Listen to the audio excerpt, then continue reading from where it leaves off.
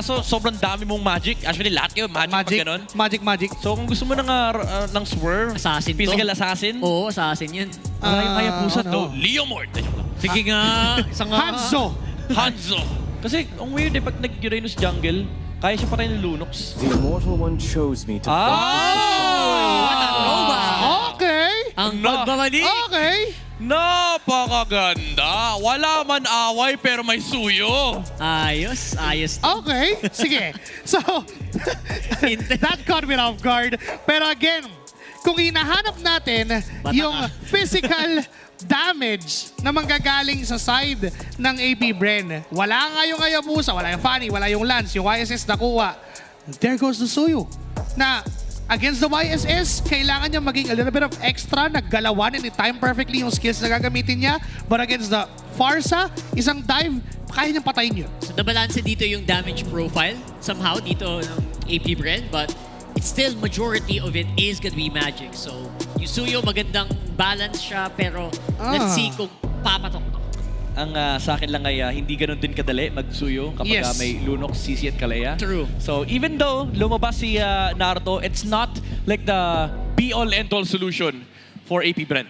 Tsaka isa pa sa problema ni James Punks, yung heavy magic damage from the side of Team Falcons. Alam naman natin na yung adjustment sa Suyu, tinanggal yung kanyang magic damage reduction doon sa passive niya. So, dadamhin niya ng buo yung damage ni Super Marco and Nephew come late game. Yeah. Nasabihin na lahat ng Kalea nakita natin patay nasa blue side and binubugbog din sa X-Nova. Napakadaya talaga ng Surge of Life. Pero good thing for AP Bren is this time around, na-clear nila kagad yung middle lane. That's right. Third time's the charm. It's free first pick Kaleas today. So, see kung mangyari yun until the next week. Right now, though, Interesting! Walang nag-retry sa mga jungler natin. Pero Falcons, sila yung unang nakapunta sa vertical jungle rotation ni Kyle TZ. mabilis. So, tingnan natin kung maapektuhan dyan yung XP gain. Siyempre, very crucial yan dito. Oh my goodness. Wait, hindi pa rin na-retry si Kyle TZ. So, Oh my goodness, lamang na lamang yung Falcons. tapos sakto pa na, bilis mag-clear nung Kalea Farsa. Well, expected naman na natin yun. Kaso for this matchup, I mean, level 1 to level 3, lalamang talaga si Shizu at some point. Pero come level 4, doon na lalabas yung power ng Lunox against the Harit. Pag tumalon yan, mahapdi, no? Okay. Very little the Harit can do. Na-equalize naman ng AP Bren yung kanilang gold disparity kasi mas matapang na yung Suyo ngayon kasi ganyan talaga ang Suyo. Medyo malakas ang loob niya sa early game. Pero nakuha pa naman ni Kyle TZ yung kanyang green cam pero Aqua forced to flicker out.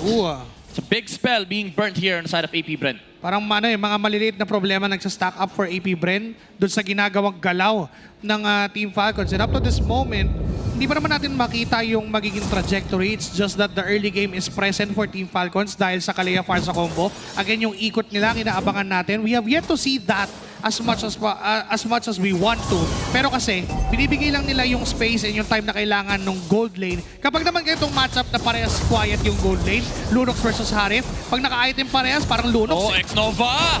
Finding the catch here against Kyle TZ pero niligtas siya ng Cyclone Eye and na-stun pa. Hoy! May experience pa pero tutumpa pa rin naman yung gatang catch pero nakuha na ni James Punks yung pagong Aqua sa may unahan. Makakatakbo pa naman siya with the umbrella and si Ferg zoning out Lord JM but AP Bren, they have gotten themselves the turtle. Tatlong tao yung nag-zone eh. Diba? Yun lang yung main idea ng lineup na meron sila. Interesting na nilaban din nila yon despite Aqua not having the flicker nung putong yun.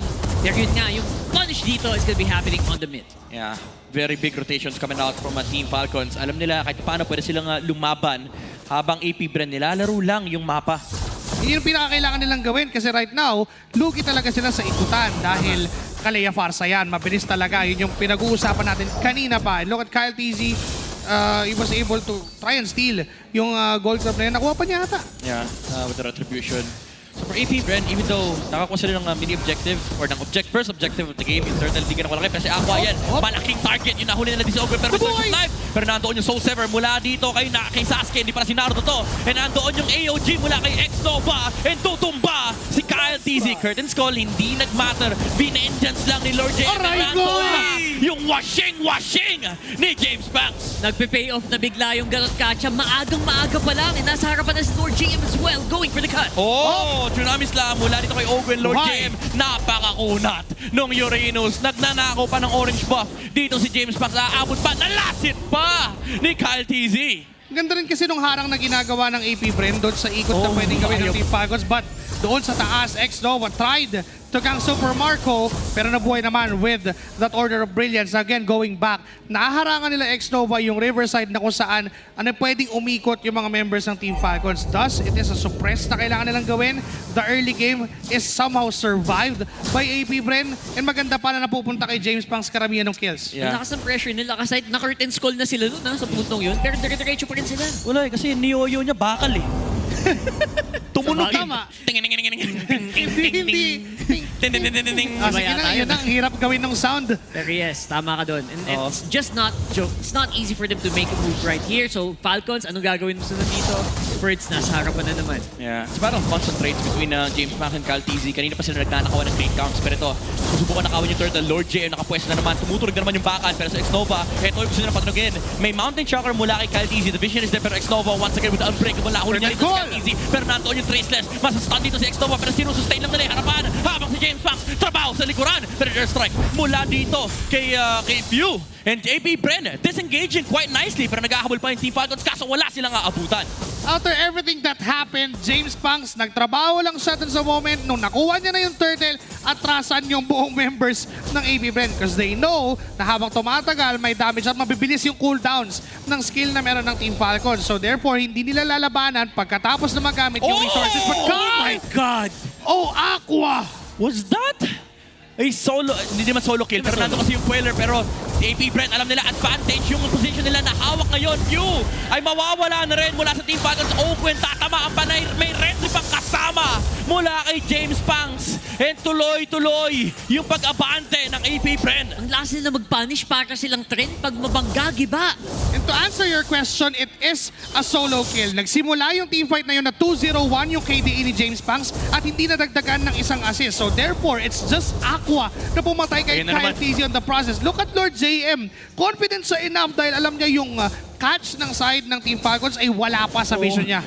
Non-existent eh. I mean, may Kalea naman, kaso hindi naman bubuhatin ni Ogwen yan. Alam ko namang nag-gym si Ogwen, nagbubuhat ng bakal yan araw-araw. Pero Ang ibang problema kasi may vengeance. Ibang bakal yun, men. Nasasaktan habang binubuhat. Nagamit yung Mountain Shocker for the vision here on the bottom side. Akala nila nandito yung buong AP Bren, pero nag-i-invade lang si James Pangs Retribution para makuha yung purple buff. Iniwan pa yung bulate. Si James Pangs, linis. parang may bodyguard gumalaw si Lord JM. Nung mag-i-invade siya, pre, pwede mo nang kunin to. Oo. Ito, ano to? Eagle One. Good connect, good connect. Big Bird.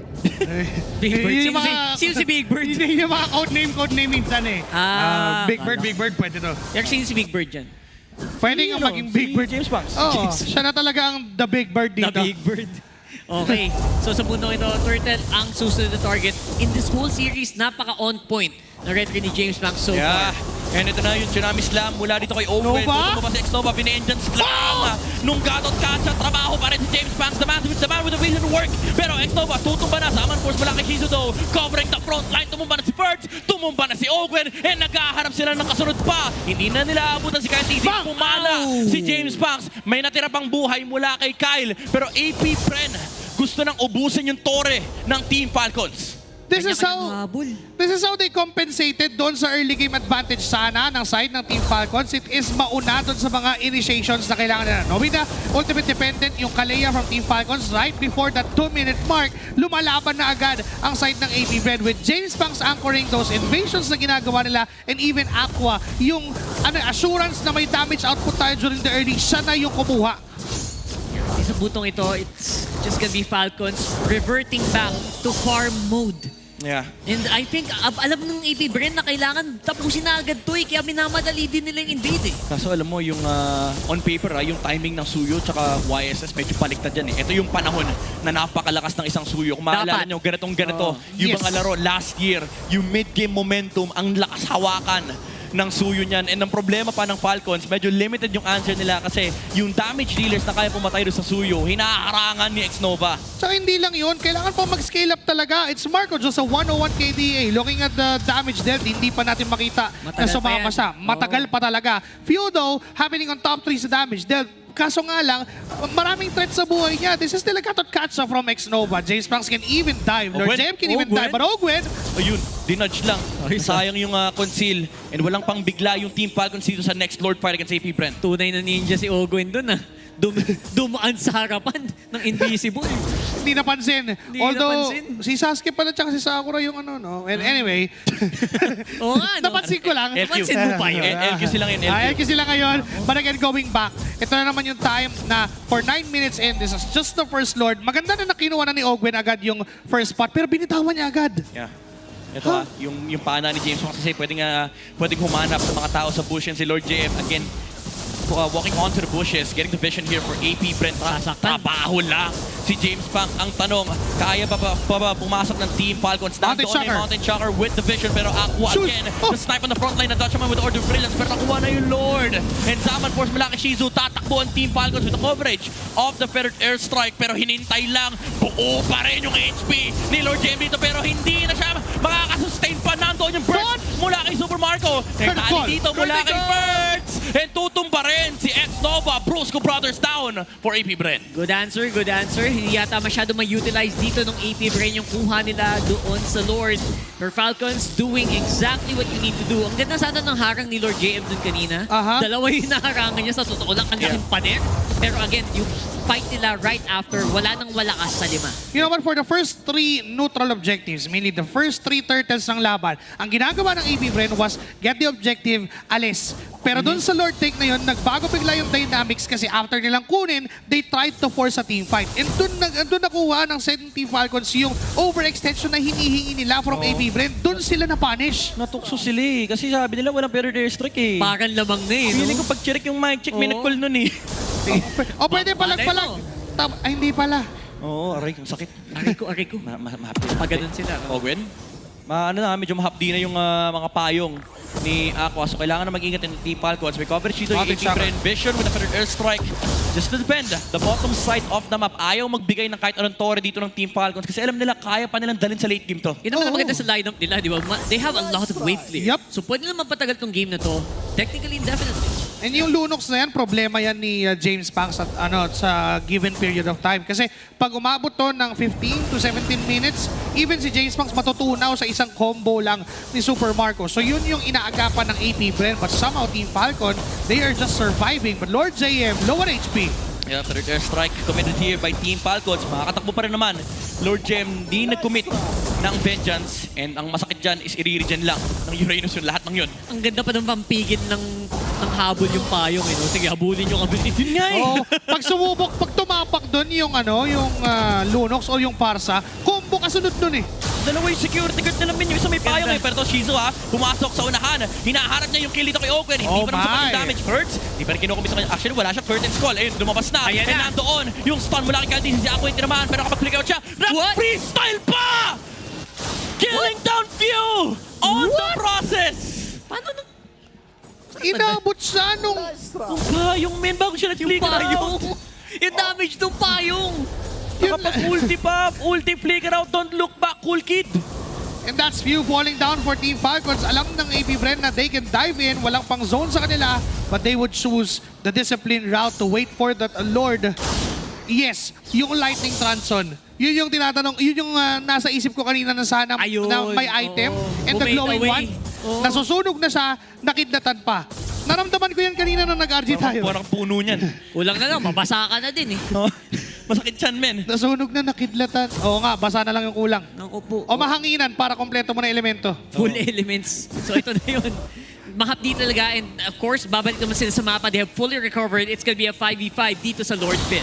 Yeah, X-Nova. Oh, may vision Op, daw. op, May op, good seal din. Oh, Lord JM. Flicker mula dito kay Open. Naabot nila. Si First Lord of all! JM Vengeance. Mapapatay nila yung Uranus pero may AOG. Mula kay X-Nova. Shizu with the Zaman Force. First with the Vengeance. Aqua, Sustain. Aqua, Aqua! Dito kay Fuel. Pero si Aqua sa may panalikuran. Naabot niya dito. Traceless mula kay Caldini dito. Pero nandoon yung Taron mula kay Open. Sustain with the Surge of Life. Pero nandoon yung Salt Temper. James Banks! Si James Banks with the Queller.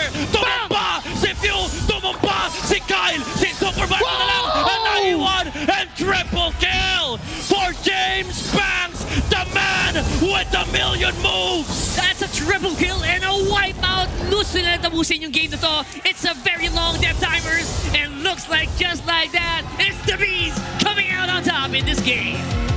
Billion moves ang kinailangan pero isang